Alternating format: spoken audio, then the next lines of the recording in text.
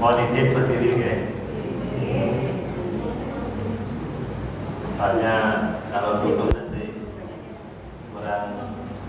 kurang mantap ya. Nanti berdiri dan berjalan-jalan. Assalamualaikum warahmatullahi wabarakatuh. Alhamdulillahirabbil alamin. Alladzi an'ama 'alaina bi nikmatil iman wal islam. Asyhadu an la ilaha illallah wahdahu la syarika lah. Wa asyhadu anna Muhammadan 'abduhu wa rasuluhu la nabiyya ba'da. Allahumma shalli wa sallim wa barik ala Muhammad wa ala alihi wa sahbihi ajma'in. Wa man tabi'ahum bi ihsanin ila yaumiddin. Rabbi shrah li sadri wa yassir li amri wahlul 'uqdatam min lisani yafqahu qawli. Qala Allah ta'ala fi kitabihil karim. A'udzu billahi minasy syaithanir rajim. Inna a'tainakal kautsar fasholli li rabbika wanhar.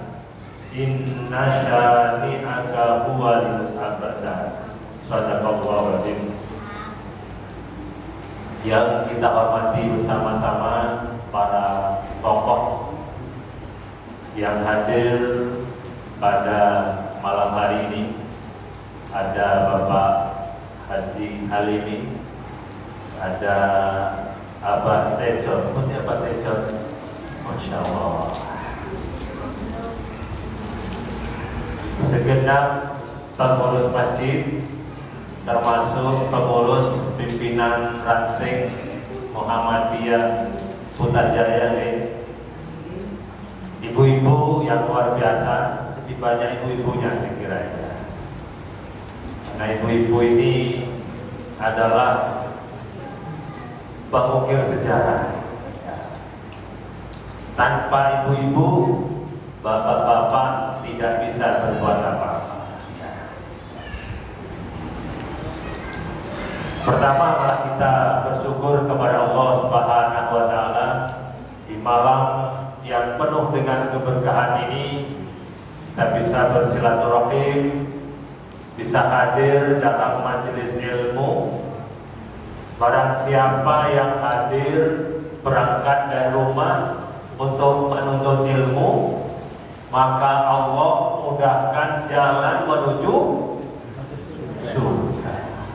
Insya Allah kita semua nanti bertemu di surga yang dijanjikan oleh Allah Subhanahu wa ta'ala. Oleh karena itu kita bersyukur Allah telah melimpahkan nikmat yang banyak, bahkan kita tidak sanggup untuk menghitungnya. Saking banyaknya kita tidak sanggup untuk menghitungnya. In ta'uddu ni'matallahi la tuhsuha. Jika kalian kata Allah mau menghitung, mau memerinci nikmat yang Allah berikan, la tuhsuha, kalian tidak akan sanggup, tidak akan bisa. Karena itu apa yang Allah berikan kepada kita, nikmat sehat, nikmat kesempatan, terutama nikmat iman dan Islam, kita wujudkan dalam bentuk bersyukur kepada Allah, beribadah kepada Allah, yang salah satunya adalah melaksanakan tuntunan Rasulullah untuk saling ingat mengingat, tawasau bil haq wa tawasau bis sabr. Salah satunya kita hadir dalam kajian Ahad malam ini. Sekali lagi mudah-mudahan apa yang kita amalkan ini mendapatkan ridho dari Allah Subhanahu wa ta'ala. Salawat dan salam semoga tetap tercurahkan kepada junjungan kita Nabi Muhammad sallallahu alaihi wasallam, Nabi dan Rasul yang terakhir yang telah membawa ajaran Islam, ajaran yang sempurna melalui Al-Quran dan Sunnah Rasulullah Sallallahu Alaihi Wasallam. Ibu-ibu, bapak, adik-adik sekalian, calon-calon penghuni surga, izinkanlah kami ya bukan berbagi, tapi kita sama-sama belajar. Mungkin yang akan saya sampaikan ini bapak-bapak, ibu-ibu, adik-adik sudah bisa, sudah tahu. Tapi kita saling mengingatkan. Mudah-mudahan apa yang nanti saya sampaikan bisa bermanfaat untuk kebaikan kita semua, sehingga kita semua menjadi orang-orang yang beruntung di dunia, lebih-lebih beruntung di akhirat. Nah, ibu-ibu yang saya hormati, bapak yang saya muliakan, tema yang diberikan oleh panitia amalan mulia, ya, amalan mulia, amalan perbuatan yang baik, perbuatan yang mengandung manfaat, terutama di bulan Dzulqa'dah dan Dzulhijjah. Jadi kalau di kamus besar bahasa Indonesia itu Dzulqa'dah seperti itu, ya.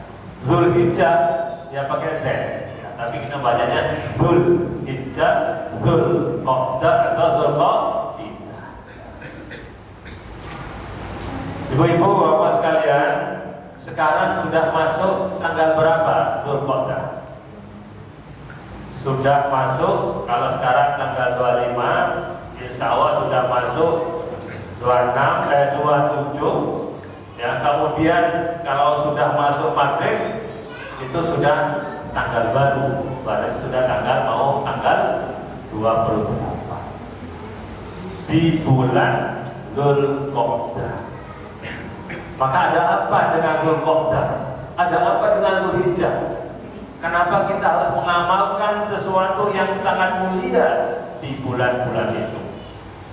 Nah, oleh karena itu, izinkan kami melanjutkan, ya.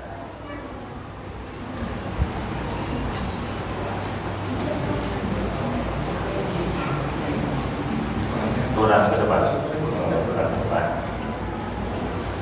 Baik, di dalam bulan-bulan Islam, bulan-bulan Hijrah itu ada bulan-bulan haram dalam Islam.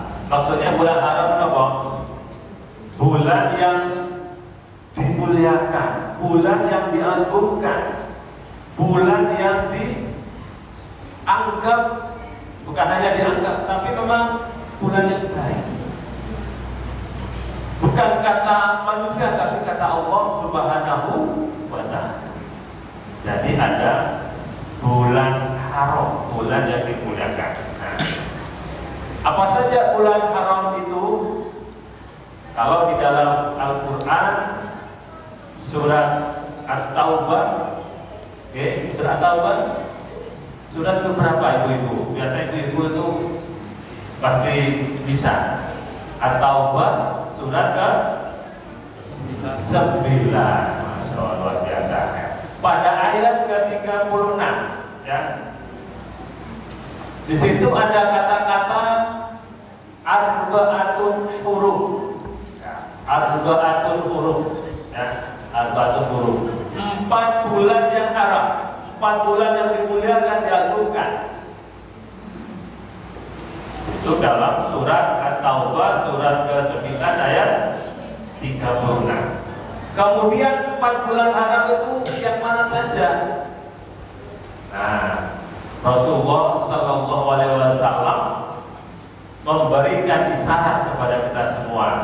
Apa isyarat 4 bulan haram itu? Yang pertama adalah ada 3 bulan yang berturut-turut, ya. Kemudian 1 yang terpisah. Yang berturut-turut adalah Dzulqa'dah, Dzulhijjah, Muharram. Kemudian 1 yang terpisah, yaitu bulan Rajab, antara bulan Jumadil Akhir dan bulan Sya'ban. Nah, 3 berturut-turut dan 1 yang terpisah, berarti ada 4. Nah, selanjutnya,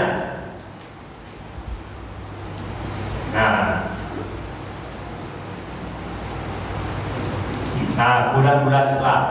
Kita sebagai seorang Islam harus tahu bulan-bulan Islam kita. Ya. Nomor 1 bulan apa? Bulan Muharram. Yang kedua Sya'ban, Rabiul Awal, Rabiul Akhir, Jumadil Awal, Jumadil Akhir, Rajab, Sya'ban, Ramadan, Syawal, kemudian Dzulqa'dah dan Dzulhijjah. Kalau bahasa Jawa ini apa? Kalau Muharram itu apa? Soalnya saya tidak begitu paham bahasa Jawanya, karena saya ini kelahiran Mataram. Oke, Mataram itu apa bahasa ini? Madura tanah jalan. Muharram itu apa bahasa Jawanya? Suro. Terus Safar. Rabiul Awal itu apa bulan? Mulut. Rabiul Akhir pada mulut. Jumadil Awal, Jumadil Akhir, terus Sya'ban itu apa? Ruah. Terus Poso, Syawal, Selo. Kok Selo? Apa maksud Selo? Kalau orang Madura itu apa? Tekepe. Bulan tekepe itu artinya terapit ya, terjepit ya. Tekepe itu terjepit ya, terjepit ya. Bulan Selo terakhir besar. Kalau besar katanya Ustaz Halimi itu Rajab ya, bulan yang besar. Nah, jadi kita hendaknya tahu tanggal dan bulan. Untuk sekarang bulan Dzulqa'dah, posisi tanggal 28 ya. Tadi siang 27, nanti setelah tenggelam matahari sudah masuk tanggal baru. Itu kalau menurut kalender sebelum nanti berlakunya kalender Hijriah global tunggal. Nah, nanti Hijriah global tunggal itu mulai 1 Muharram sudah berganti tunggal. Sehingga diharapkan nanti 1 hari 1 tanggal. Kalau sekarang kan bisa jadi tanggal berapa? Bisa jadi katanya tanggal 1, tanggal 2, sehingga bisa jadi puasanya, awal puasanya berbeda, akhir puasanya juga berbeda. Nah, Muhammadiyah sudah menerapkan, diharapkan nanti negara-negara yang mayoritas Islam itu bisa menggunakan kalender Hijriah global, 1 hari 1 tanggal. Oke. Nah, itulah bulan-bulan haram ya, ada Muharram, Rajab, Dzulqa'dah dan Dzulhijjah. Ada apa dengan 4 bulan haram itu? Nah, amalan-amalan yang disyariatkan apa? Apa kemauan? Nah, sebelum kita masuk di situ, kenapa kok diharamkan? Kenapa diagungkan? Kenapa kok bisa dimuliakan? Ada apa dengan bulan-bulan haram itu? Nah, bulan haram adalah bulan-bulan yang dimuliakan, diagungkan oleh Allah Subhanahu wa Ta'ala. Bukan kata orang, tapi kata Allah. Maka ketika bulan itu diagungkan, dimuliakan, pasti ketika melakukan sesuatu itu akan berlipat ganda. Berlipat ganda. Kalau beramal soleh, maka pahalanya akan berlipat. Kalau di bulan-bulan lain, ya, kecuali bulan Ramadan, bulan Ramadan itu lembut, hitungannya beda. Tapi kalau di 4 bulan itu, amal soleh dilipat gandakan pahalanya. Kalau amal yang maksiat juga dilipat gandakan dosa. Nah, kita harus hati-hati. Oleh karena itu, melakukan maksiat pada bulan tersebut dosanya lebih besar. Ya, nah, sejak di zaman sebelum Rasulullah itu kan sudah ada kelompok Yahudi, ada kelompok Nasrani, itu sudah mengakui itu semua bahwa bulan-bulan haram itu memang dimuliakan. Ketika melakukan kemaksiatan, maka dosanya akan dilipat ganda.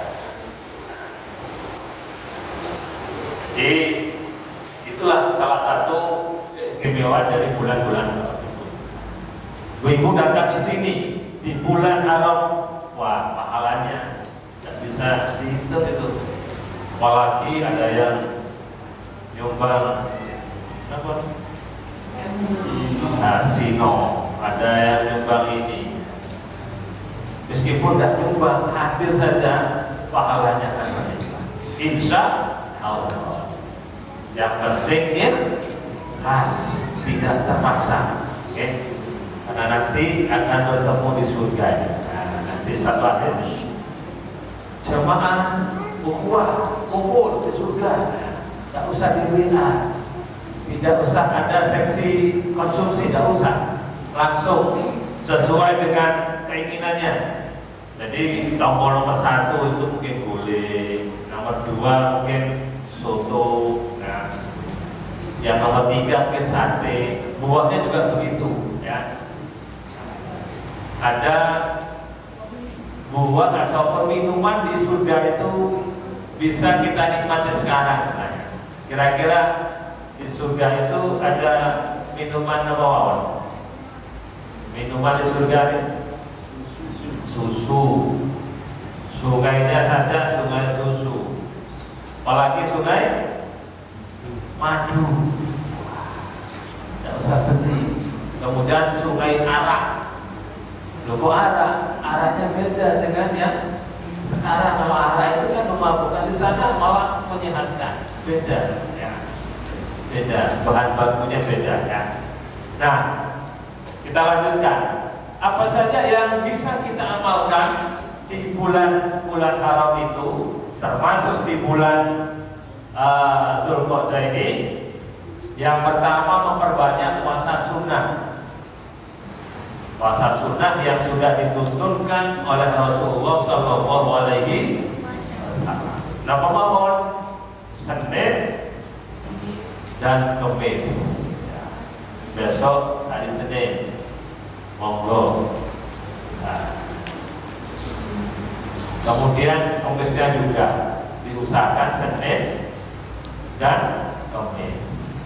Namanya Senin, kemudian Kamisnya kalau ada halang ya tidak apa-apa. Ya. Tapi diusahakan secara konsisten Senin dan Kamis. Atau puasa Nabi Daud. Puasa Nabi Daud itu puasa selang sehari, ya, selang sehari. Hari ini puasa, besok tidak pernah puasa lagi. Ada ibu-ibu yang sudah terbiasa puasa Nabi Daud? Puasa belum. Kalau saya ya tidak biasa, meskipun Sulaiman itu anaknya Nabi Daud. Nah, jadi saya insya Allah lebih cenderung yang Senin dan Kamis, ya, lebih longgar. Kemudian 3 hari tiap bulan, ya, 3 hari, ya, bisa tanggal 13, 14, 15 di setiap bulan-bulan Hijriah itu. Nah, kalau di bulan Dzulhijjah kan 13-nya diharapkan yang tidak boleh berpuasa. Boleh 14, 15, 16 Dzulhijjah. Oke, ada yang seperti itu. Kita lanjut ya. Memperbanyak salat sunnah, mempelajari, membaca, mengajarkan ayat Al-Quran, melaksanakan umroh. Nah, jemaah haji sekarang kan sudah melaksanakan umroh ketika setelah mungkin 8 hari di kota Madinah, kemudian berpindah ke mana? Kota Mekah, sudah bisa melaksanakan umroh, ya, karena memang belum mulai melaksanakan hajinya. Kemudian berinfak, bersedekah di jalan Allah Subhanahu wa Ta'ala.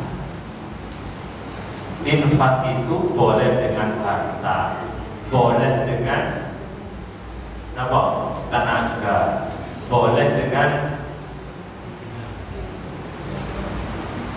apa saja yang bisa kita berikan, termasuk senyum itu adalah sedekah.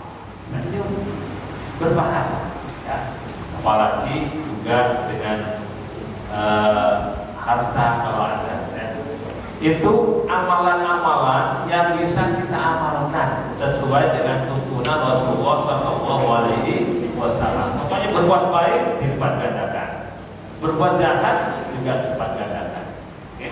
Oleh karena itu di bulan Dzulqa'dah ini kan sebentar lagi sudah habis, masuk bulan Dzulhijjah. Nah, oleh karena itu tadi sampaikan satu ayat tadi, ya, sesuai dengan maklumat pimpinan pusat Muhammadiyah, ya, bahwa Ramadan Syawal sudah lewat, 1 Dzulhijjah itu nanti jatuh di hari Rabu, tanggal 28, ya, 1 Dzulhijjah 28 hari Rabu, tanggal 29-nya libur. Nah, alhamdulillah bisa libur. Kalau ibu udah boleh libur masanya, ya. Sholatnya bisa jadi libur untuk waktu-waktu tertentu, ya. Tanggal 30 cuti bersama. Alhamdulillah yang bisa cuti. Kan ada yang tidak boleh cuti, ya. Nah, kemudian tanggal 9 Dzulhijjah itu jatuh di hari Kamis, ya. Tanggal 5 Juni, ya, Kamis itu hari Arafah, ya. Mudah-mudahan di Makkah Arafahnya sama dengan kita, kan bisa jadi berbeda, tapi kita sudah sepakat tanggal 9 adalah hari Arafah, ya, dan itu disunahkan untuk berpuasa Arafah, ya. Kemudian 10 Dzulhijjah jatuh pada hari Jumat, ya, tanggal 6 Juni. Jadi sholat Idnya dilaksanakan di tanggal 6 Juni, hari Jumat. Yang belinya kapan? Monggo, masih ada waktu tanggal 10, 11, 12, 13 Dzulhijjah. Tanggal 6, 7, 8, 9. Kebetulan 9 itu libur. Nah, pemerintah kayaknya niru Muhammadiyah. Di sekolah-sekolah Muhammadiyah kan tanggal 11, 12, 13 Dzulhijjah itu kan libur. Jadi kemudian nampaknya memberi kesempatan untuk melaksanakan kurban di hari terakhir, ya, atau supaya silaturahminya sempurna, ya, keliling kotanya sempurna. Jadi tanggal 10 Dzulhijjah jatuh pada hari Jumat, ya. Kita lanjut. Nah, sekarang kita masuk pada materi apa amal ibadah dan adab menyambut Idul Adha. Ini ibu-ibu, bapak, saya kira sudah paham.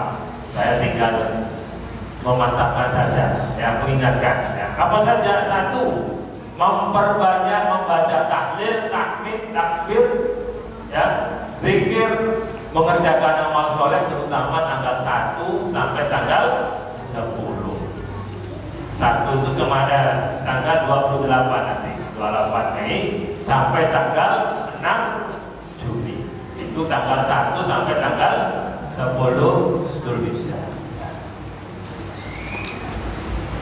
Tentu untuk amalan-amalan tertentu itu bagi yang tidak melaksanakan haji, khusus yang tidak melaksanakan haji, ya. Ada amalan yang memang tidak bisa dilaksanakan oleh orang yang sedang haji, ya. Seperti puasa Arafah, itu bagi yang tidak melaksanakan haji, ya. Jadi kita hendaknya memperbanyak zikir. Ini sabda Rasulullah SAW, ya. Memang tidak ada hari-hari yang lebih agung di sisi Allah dan tidak ada amalan yang lebih dicintai olehnya selain amalan di hari-hari ini, 10 hari di awal bulan Dzulhijjah. Nanti mulai tanggal 28, termasuk yang mau berkurban, sohibul kurban dan juga keluarganya, itu dituntunkan untuk tidak memotong rambut, kuku, apapun yang menempel di tubuh kita. Meskipun ada yang memahami yang tidak boleh potong itu hewan kurbannya, ini Muhammadiyah lebih cenderung kepada sohibul kurbannya, yang berkurban, ya, termasuk keluarganya, ya. Makanya saya berkurban atas nama saya, ya. Bisa juga untuk kita satu keluarga. Itu disunahkan tidak memotong rambut, kuku, ya. Kalau tidak mengukur dan tidak memotong kumis dan lain-lain, ya. Sampai nanti kurban kita disembelih, sampai nanti disembelih. Itu ada tuntunan seperti itu. Meskipun juga ada yang berpendapat itu yang tidak boleh dipotong adalah kuku hewan kurbannya, ya. Tapi nampaknya lebih cenderung kepada sohibul kurban, orang yang akan berkurban, ya. Nah, itu kita lanjut saja, ya. Nah, ini terkait dengan zikrullah di 10 hari terakhir, 10 hari di awal bulan Dzulhijjah, ya. Apa saja zikir itu? Ada zikir mutlak, zikir secara umum dan mutlak tanpa terikat oleh waktu. Zikir setelah sholat, istighfar, astagfirullahaladzim, ya. Itu zikir-zikir umum mutlak. Ada zikir yang khusus disyariatkan, beberapa doa dan zikir di waktu pagi, waktu petang, sebelum mengamalkan sesuatu, sesudah, itu kan terikat juga, oke? Jadi ada zikir seperti mau masuk masjid, nah, itu biasanya ditulis, ada doanya di pintu masjid, ya. Kalau bisa diberi, ya. Jadi ketika mau masuk masjid sudah berdoa, minimal sholawat dan doanya. Allahumma sholli ala Muhammad wa ala ali Muhammad, Allahumma ftahli abwaaba rahmah. Ya Allah, bukakanlah untukku pintu-pintu rahmat. Tapi masjid itu adalah tempat di mana Allah memberikan rahmat. Insya Allah kita semua yang hadir mendapat rahmat dari Allah Subhanahu.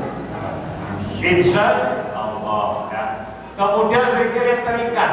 Nah, zikir terikat itu adalah lafaz secara khusus dan waktu membacanya yang terbatas pula.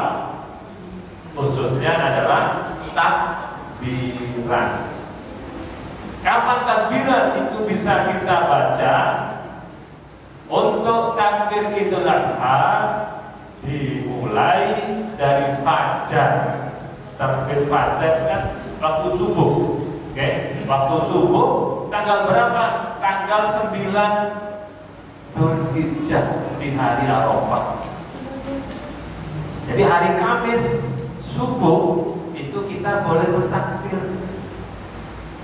Ya. Bisa diamalkan oleh imam, mungkin dipimpin oleh imam takbiran. Boleh disuarakan keluar, ya boleh. Ini kan syiar, ya paling tidak di dalam. Nanti kalau ada yang kaget kan, mungkin saja kan mereka tidak tahu bahwa takbiran di hari raya Idul Adha itu sudah bisa dimulai tanggal 9 waktu subuh, 9 Dzulhijjah, sampai akhir hari tasyrik ketiga di saat asar. Nah, khususnya setelah usai sholat 5 waktu. Jadi monggo nanti imam bisa memimpin. Nah, kalau sendiri-sendiri itu kan kurang kompak. Tapi ketika ada komando, Allahu Akbar, Allahu Akbar. Kita lanjut. Nah, lafaz takbirannya seperti ini yang dituntunkan oleh Rasulullah SAW berdasarkan hadis yang makbulah menurut putusan tarjih. Nah, itu ada dua. Allahu Akbar, Allahu Akbar, la ilaha illallah, Allahu Akbar, Allahu Akbar, walillahil hamd. Adik-adik, tolong ya, jangan sampai keliru. Kadang-kadang kita dengar itu walillahil hamd. Nah, itu kan ilham lillah kan tidak benar ya. Walillahil hamd, walillahil hamd. Atau takbir yang kedua, Allahu Akbar, Allahu Akbar, kabira, cukup. Ya, tapi yang umum adalah lafaz yang pertama. Kalau di masjid lain pakai 3 kali Allahu Akbar, Allahu Akbarnya, ya jangan kita salahkan. Kita ini ingin hidup rukun. Maka benar masjid ini namanya masjid ukhuwah, persaudaraan. Jangan sampai wala tafarraqu. Tafarraqu itu apa? Terpecah-pecah. Ya.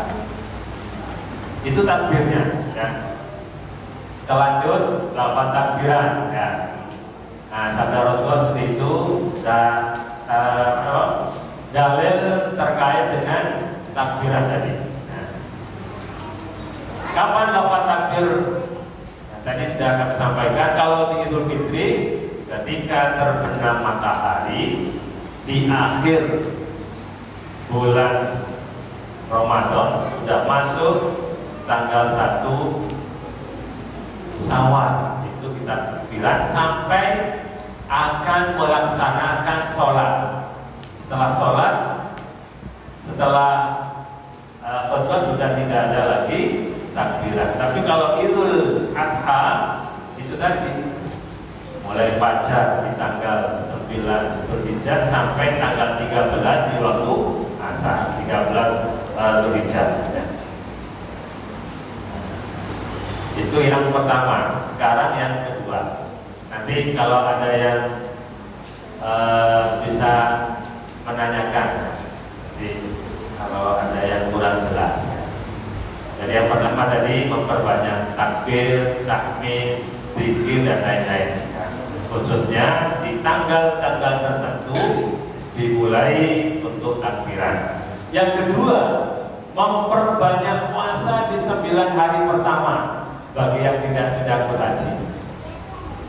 Ini ada beberapa pendapat. Ada yang puasanya mulai tanggal 1 sampai tanggal 8, tanggal 9-nya puasa Arafah. Itu ada yang begitu. Tapi Muhammadiyah, Muhammadiyah Majelis Tarjih mengenai tanggal 1 sampai tanggal 8 Dzulhijjah perlu dilakukan kajian lebih lanjut pada bulan yang akan datang. Nah, ini ada di buku HPC 3 di halaman 40 itu. Jadi yang sudah dituntunkan berdasarkan putusan tajih adalah kita berpuasa yang sudah menjadi tuntunan yang biasa. Tanggal 1 sampai tanggal 8 itu Senin, Kamis atau puasa Daud atau puasa Daudnya. Jadi kan nanti kalau tanggal 1 besok itu kan Rabu, oke. Kamis tanggal 2 Dzulhijjah itu kita bisa puasa sunat Kamis. Kemudian Senin, Kamisnya, Kamis depannya adalah puasa Arafah. Itu kalau kita Senin dan Kamis. Atau puasa Daud selesai. Dan ditekankan puasa di hari Arafah. Ibu jangan lupa mengingatkan kita semua. Tanggal 9 Dzulhijjah sebagaimana maklumat pimpinan pusat tadi, tanggal 5 Juni hari Kamis. Itu kita dituntunkan untuk berpuasa puasa apa? Puasa Arafah. Ketika tanggal 9 itu para jamaah haji melaksanakan wukuf di Arafah. Kita yang tidak sedang melaksanakan haji itu disunahkan berpuasa 1 hari di tanggal 9. Dan tanggal sebelumnya ya Senin, Kamis atau puasa Daud ya. Oleh karena itu Rasulullah pernah ditanya tentang puasa di hari Arafah, lalu beliau menjawab bahwa puasa Arafah itu menghapus dosa-dosa 1 tahun yang lalu dan 1 tahun yang akan datang. Luar biasa. Karena itu kita yang masih diberi kesempatan kita sempatkan. Karena bisa jadi tahun depan kita tidak ketemu dengan Idul Adha lagi. Maka untuk berkorban, untuk beribadah di bulan-bulan yang mulia ini kita usahakan, kita upayakan, oke?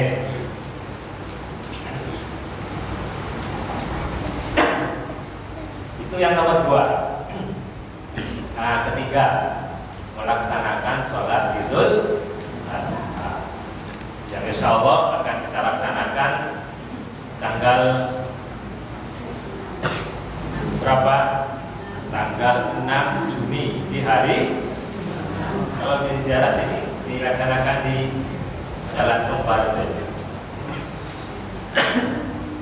Nah, jadi untuk puasa sholat Idul Adha ini ada hadis dari Ummu Atiyah berkata, saya artikan bahwa Nabi Sallallahu Alaihi Wasallam memerintahkan kepada kami, khususnya ibu-ibu, pada saat sholat Id, Idul Fitri maupun Idul Adha agar mengeluarkan para gadis yang baru beranjak dewasa, wanita yang dipingis, begitu juga dengan wanita yang sedang haid, karena berhalangan sholat tapi tetap ikut apa?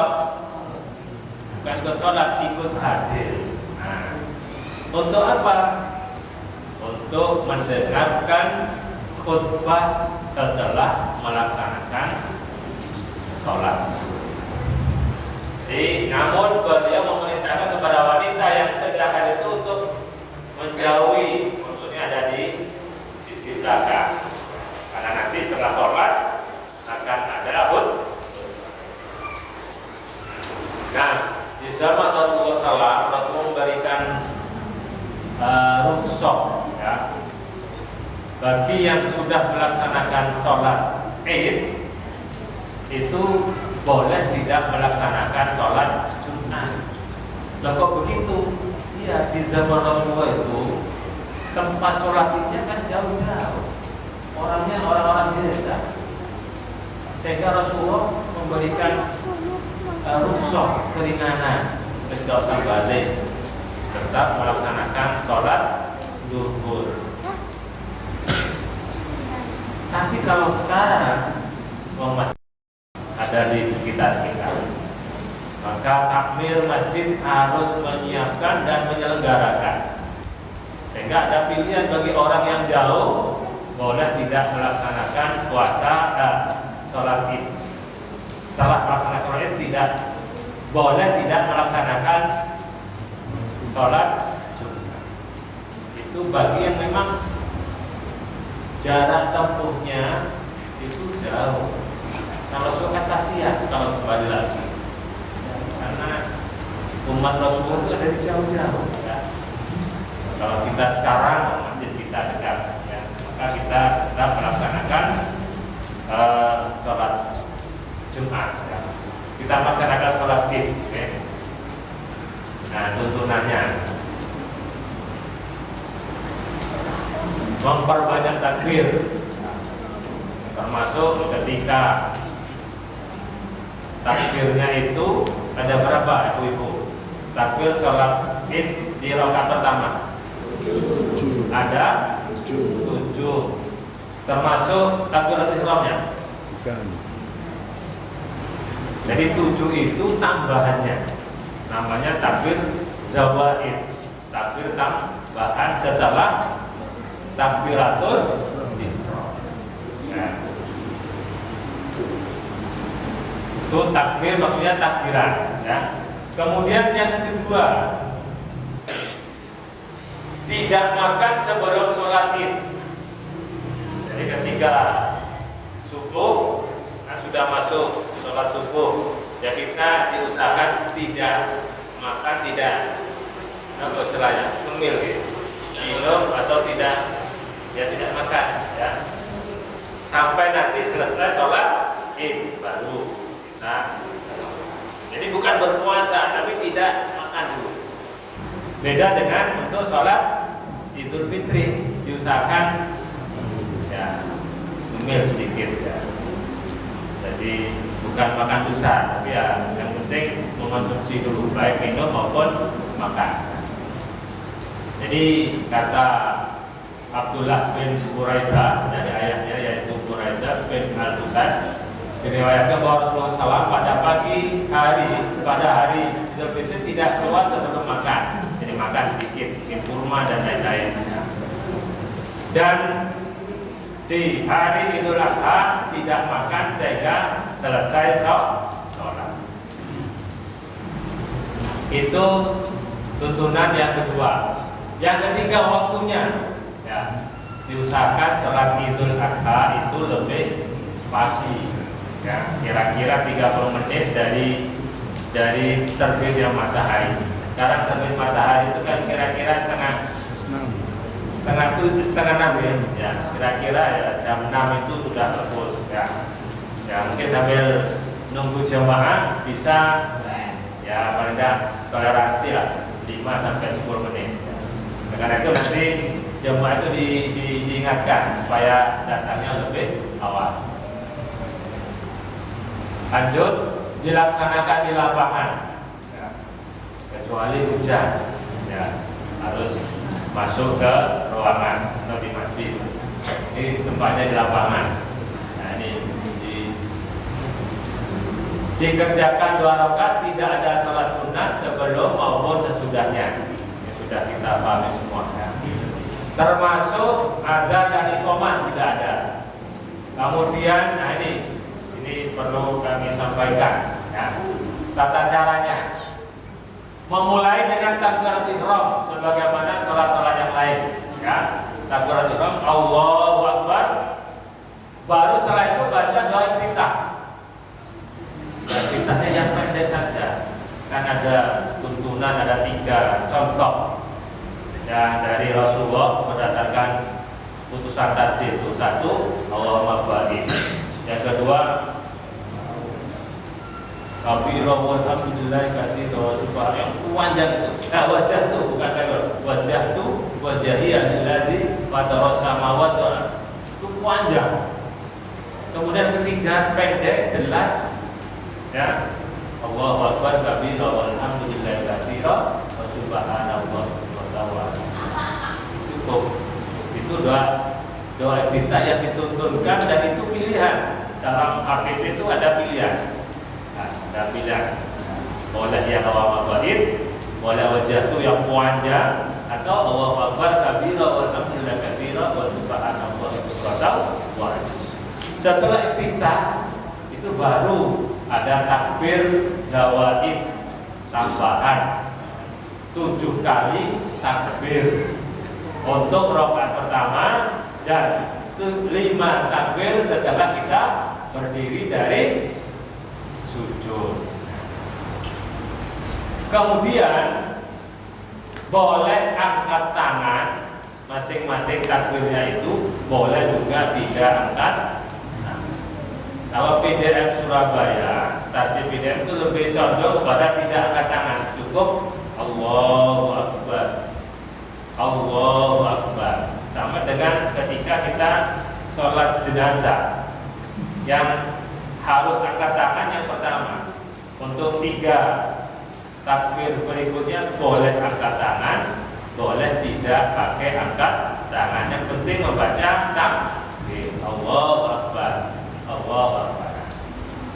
Kemudian di antara takbir-takbir zawaid itu tidak ada bacaan zikir, masuk subhanallah walhamdulillah wa la ilaha illallah wallahu akbar, tidak ada. Itu yang dipahami oleh tertatib. Setelah baca surah Al-Fatihah, hendaknya baca surah yang dianjurkan, termasuk Al-A'la, Al-Wasiyah untuk rakaat kedua atau yang lain. Dan ruku sampai salam seperti biasa. Itu untuk tuntunan sholatnya. Lanjut khutbah. Nah, khutbah diawali dengan alhamdulillah. Bukan langsung takbir, tapi alhamdulillah sebagai pembuka khutbah. Kemudian memperbanyak takbir. Khutbah diakhiri dengan berdoa sambil mengangkat jari telunjuk seperti khutbah itu, khutbah Jumat. Tapi juga boleh angkat tangan kedua-duanya juga boleh. Yang tidak boleh begini. Nah, ini kan oke, ini begini. Apalagi begini. Oh, berdoa seperti ini. Ini bahaya. Nah, itu khutbah. Ya. Nah, itu khutbahnya. Menyembelih hewan kurban. Ada waktu sedikit ya. Jadi untuk kurban, ya, jelas sebagai salah satu bentuk syukur kita kepada Allah Subhanahu Wa Taala dengan berkurban. Fasholli li rabbika wa, dan sholatlah untuk Tuhanmu, untuk Rabbmu, dan sembelihlah kurban. Al-Kautsar ayat kedua. Kalau yang pertamanya inna a'tayna kal kautsar, sesungguhnya kami kata Allah telah memberimu nikmat yang banyak, maka sholatlah hanya kepada Allah lillahi ta'ala, termasuk berkurbanlah supaya kita mendapat diterima kurban kita. Karena kurban itu pernah dilaksanakan oleh anaknya Nabi Adam. 2 anaknya Nabi Adam itu berkurban, yang satu diterima, satu tidak. Yang kurbannya siapa yang diterima? Namanya Habil. Yang tidak diterima karena tidak ikhlas itu Qabil, karena diterima sampai iri, kemudian sampai membunuh itu ya, membunuh Habil. Nah ini, ketika kita punya keleluasaan rezeki, memang harus berusaha berkurban itu, ya. Karena itu kan bisa nyelengi, ya. Mulai bulan ini nyelengi untuk cadangan dana, kan lumayan mungkin 200.000 per bulan, 300.000 per bulan kan. Sudah terkumpul kalau 1 tahun kan 3.600.000. Tapi kalau langsung terus setengah, apalagi besar, betul. Tapi ketika kita punya keluasan rezeki tapi tidak mau berkurban, nah ini ancaman soal fala takrobanna musallana, fala yakrobanna musallana. Jangan dekat-dekat dengan tempat sholat kami, sehingga dihukumi orang yang kufur syukur nih nikmat. Na'udzubillah min dzalik. Karena itu panitia tadi sudah memberi informasi. Sudah ada berapa ekor kan? Sudah 2 ekor mau ketiga. Tahun kemarin ada berapa? 3. Minimal sama. Kalau bisa tahun ini bisa lebih dari 4. Bisa jadi nanti di urunan, ya, patungan. Nah, patungan ini saya kira perlu disampaikan. Jumlah. Seseorang telah dianggap cukup berkurban dengan seekor kambing. Dan juga untuk keluarga. Kalau bisa 1 keluarga ada 7 ya. Satu jadi 7 jadi sapi. Kalau bisa. Tapi cukup 1 keluarga itu diwakili 1 namanya. Di panitia cukup namanya 1 saja. Tapi pahalanya nanti bisa bersama-sama 1 keluarga. Insya Allah dapat semua. Oke. Kalau sapi ataupun unta itu cukup untuk 7 orang. Dan ada riwayat lain unta itu cukup untuk 10 orang. Jarang di Indonesia itu berkorban unta. Saya kira itu yang mungkin bisa kami sampaikan. Kalau nanti ada hal-hal yang kurang dipahami bisa ditanyakan. Dan nanti ada ustaz-ustaz di sini, ada ustaz-ustaz nanti bisa jawab. Monggo, saya kira itu dulu. Assalamualaikum warahmatullahi wabarakatuh. Monggo. Iya Pak. Saya punya teman, dia itu menikah. Setiap dia mau kurban untuk kedua orangnya tidak, sama suaminya itu tidak boleh. Soalnya gini, orang kedua orang tuanya kan agama itu lain. Dulu sebelum dia nikah itu agamanya non muslim. Nah, waktu dia nikah itu dia suaminya muslim. Nah, dia itu ada ini mau korban, tapi sama suaminya nggak boleh, katanya sih. Cuma korban nggak ada guna, orang tua itu meninggal karena ada orang muslim. Apakah itu tidak ada? Misalnya dia mengikutkan orang tuanya, apakah itu atau tidak? Jadi orang tuanya itu sudah wafat, Ya, dalam kondisi meninggal dalam keadaan non muslim.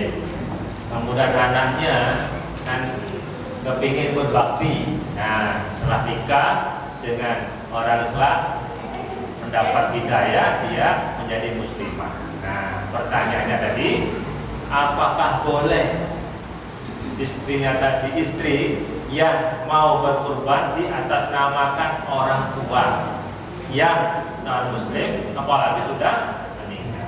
Kira-kira bisa masuk benar? Nggak bisa.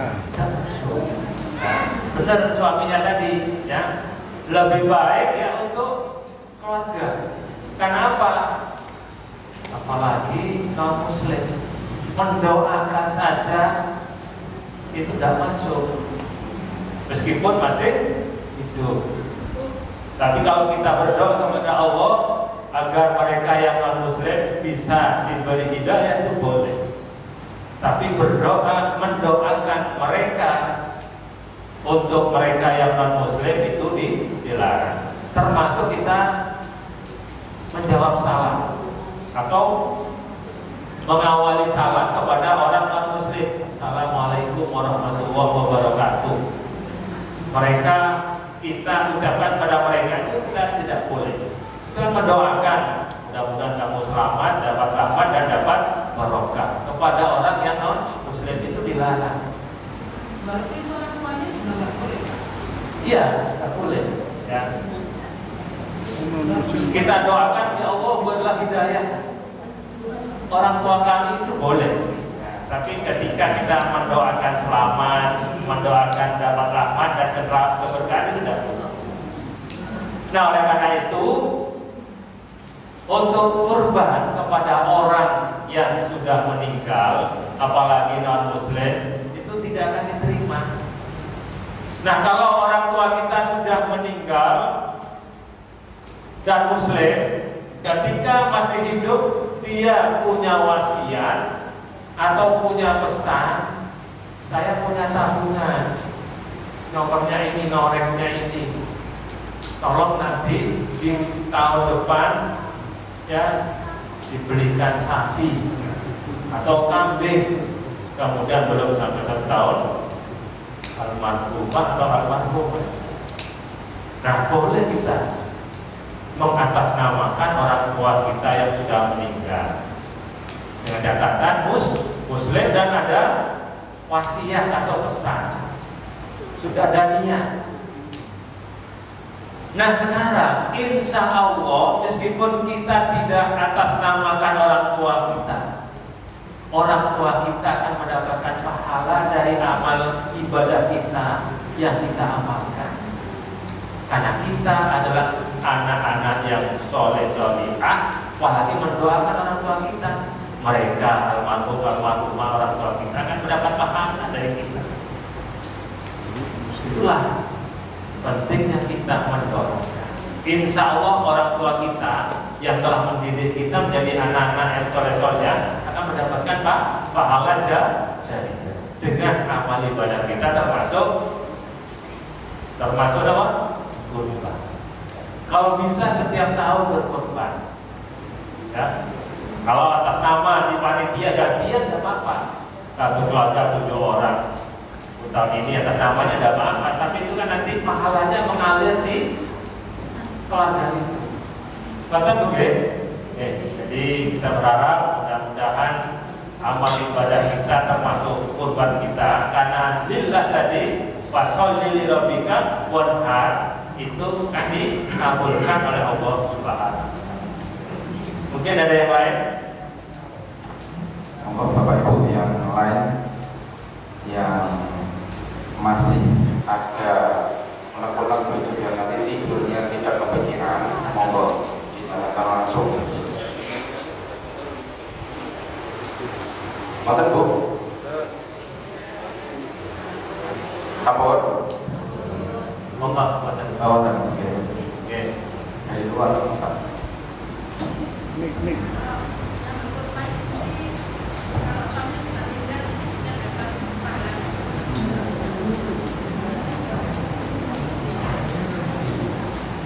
Kalau yang berkorban istri, suaminya sudah meninggal, apakah suaminya bisa mendapatkan pahalanya? Insya Allah juga dapat. Kenapa? Ketika bersama istri kan saling menasehati, apalagi sering mengingatkan. Kalau tahu kita kalau bisa kurban ya, kemudian kita atau salah satu dari pasangan kita itu sudah ada, insya Allah juga dapat. Dari ini tadi mengingatkan tawasau bil haqqi wa tawasau bis sabr. Tapi tidak usah di atas namakan suami. Tetap insya Allah keluarga suami atau istri meskipun sudah wafat pun insya Allah dengan mengingatkan, mengajak untuk melaksanakan kebaikan itu akan mendapat pahala insya Allah. Monggo ada lagi? Monggo Pak. Kenapa kurban dikatakan memiliki 2 dimensi ibadah? Kurban kenapa dikatakan memiliki 2 dimensi ibadah? ya? Jadi kurban itu berasal dari korban itu ada dua dimensi ibadah yang menyangkut hablum minallah dan ibadah menyangkut hablum minan. Oleh karena itu hablum minallahnya kita akan semakin dekat kepada Allah dengan apa yang kita miliki. Kalau tidak bisa berkurban, kita menjadi panitia kurban atau memberikan sumbangsih untuk terlaksananya kurban, itu juga dapat pahala. Kita akan dekat kepada Allah. Dan dimensi yang kedua adalah dimensi sosial. Maka mereka yang mendapatkan hak daging-dagingnya itu bisa jadi shahibul kurban atau orang yang mampu, meskipun dia mampu juga boleh kita beri, terutama yang miskin, baik yang minta-minta maupun yang tidak. Kadang-kadang kan ada kelompok orang-orang yang biasanya kan keliling itu ya, sama mungkin di daerah Kumuh. Ya mereka juga mungkin memang tidak mampu, atau mereka mampu ya. Kalau ada sih tidak apa-apa, kita senang berbagi. Insya Allah di media sosial itulah juga mendapatkan pahala dari kita memberikan atau meringankan beban orang lain. Kalau ada ya kita beri, kalau enggak. Kenapa? Washolli li rabbika wanhar. Abru minallah, abru. Kalau kemudian dapat daging, itu kemudian dikumpulkan dijual bagaimana Ustaz? Nah biasanya kan kalau hasil kurban itu kan banyak yang dapat, kemudian dagingnya dijual karena lebih membutuhkan uang daripada daging. Ya. Yang meminta-minta itu maksudnya. Jadi yang tidak boleh menjual daging itu adalah sohibul kurban, baik kulitnya, dagingnya, kepalanya, kaki dan bulu-bulunya. Kan ada bulu-bulu, jadi bulu kipas. Yang tidak boleh menjual ada sohibul kurban. Tapi ketika ada panitia, oleh sohibul kurban diserahkan kepada panitia kulitnya, panitia boleh menjual untuk dimanfaatkan yang lebih baik. Yang tidak boleh adalah sohibul kurban. Dapat daging 3 kilo, biasanya dapat 2 kilo ditambah beberapa bungkus ya, mudah dijual. Nah, itu tidak boleh sohibul kurban. Kalau diserahkan kepada orang, kemudian orang ini kalau tidak saya jual, ya dagingnya ada tapi berasnya nggak ada, kemudian dijual untuk diberikan beras. Bagi penerima kurban itu boleh, ya, termasuk kulitnya dan lain. Tapi ketika sohibul kurban menjual apa yang dia dapatkan, maka itu dilarang oleh Rasulullah SAW. Kurban itu untuk diserahkan, meskipun dia dapat hak. Memang tidak ada kewajiban mendapat berapa, haknya berapa, sepertiga atau berapa. Ya meskipun dapat hak sepertiga dari daging itu ya, sepertiga kan banyak sepertiga itu. Ya secukupnya, karena kita kan sudah berniat berinfak di jalan Allah melalui kurban ini untuk masyarakat, termasuk masyarakat yang mampu, termasuk yang non muslim, tidak apa-apa kita beri. Itu bukan zakat, itu infak, ya tadi kurban. Begitu Mas ya. Oke, monggo. Misalkan punya anak kecil, Oke. mau dikorbankan, tapi ibunya sendiri Yang dikorbankan anak Sudah nanti. mau kurban atas nama anak, Oh. tapi ibunya sendiri belum pernah. Itu tadi Masa ibunya dulu kan? masalah nama itu terserah keluarga. Tapi pahalanya sudah dapat semua. Mungkin ibu untuk memberikan motivasi kepada anaknya, tak namakan anak tidak apa-apa. Kalau Rasulullah begini, ini kurbanku dan untuk keluargaku dan untuk umatku. Nah, makanya kan menyembelih itu harus jeli. Nah, ini korbannya siapa? Juga untuk keluarganya dan untuk terutama untuk keluarganya. Jadi meskipun saya apalagi kepala rumah tangga tidak pernah ditulis di situ, tapi salah satu keluarga kita, anak kita ditulis, apa kita dapat pahala. Apalagi setiap hari mungkin ditabungkan, itu kan uang kita. Nah itu asalnya atas nama anak kita, tidak apa-apa. Setiap tahun sama dia tidak apa-apa, tapi kan juga dapat. Itu hanya secara administrasi saja. Maka kalau bisa jangan dia meskipun tidak ada aturan harus kasihan. Tapi ketika keluarga kita ada yang berkorban, tadi diharapkan tidak potong kuku, tidak potong rambut keluarga. Maka dulu Jadi siapapun monggo atas nama siapa. Ustaz ini ada satu lagi Pak. Oke. Mau kurban tapi belum akikoh, sulit Pak. Bagaimana Pak?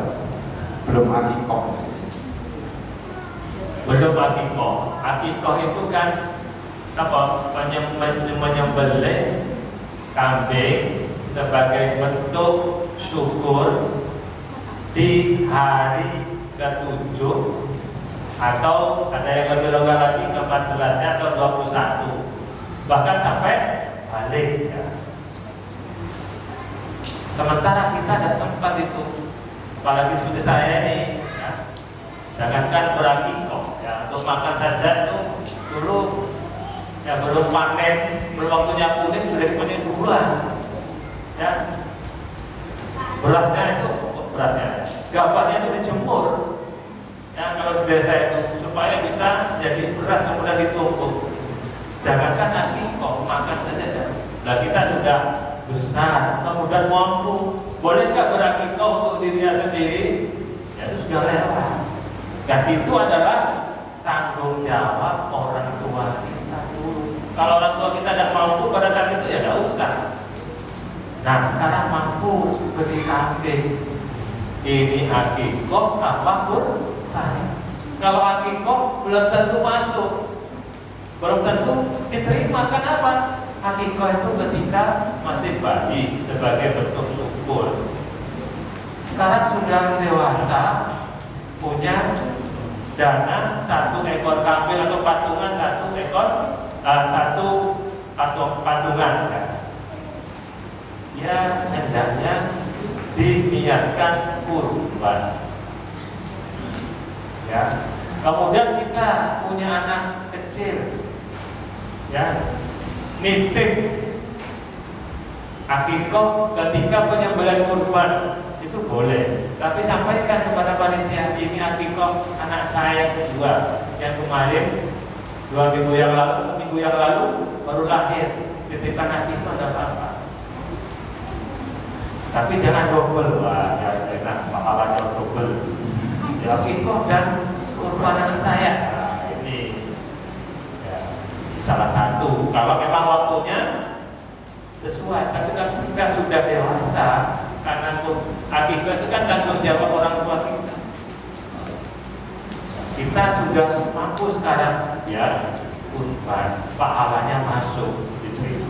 Tapi ketika tidak ada tuntunan, ini emang sudah keluar uang sekian juta, ketika nanti mendapat rahmat loh, ya Allah tidak ada. Sudah ditanya oleh mereka, kapan kamu akikoh? Sudah 50 tahun usia saya. Oh ya lewat, makanya tidak dapat tunai.